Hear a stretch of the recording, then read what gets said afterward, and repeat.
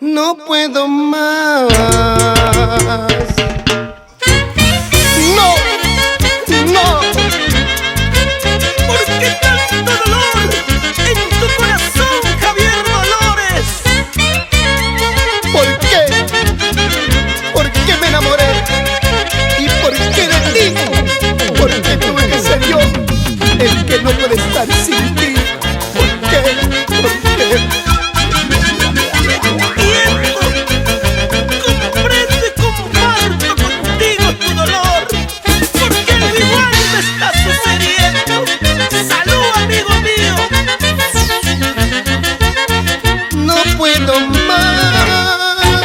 ¡No! Soportar este dolor. Duele, duele el corazón. No puedo más. Este amor me está matando. Así es la vida, así es la vida. ¿Por qué te quise tanto?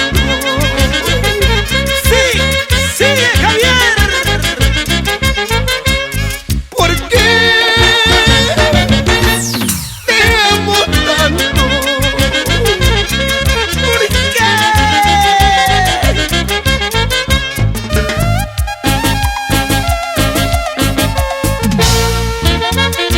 Expresa tu sentimiento, amigo mío. ¿A quién quiero mentirle? Porque quiero fingir que te he olvidado. Y he llegado a confundir la ternura con la lástima que a veces me miras. ¿Por qué?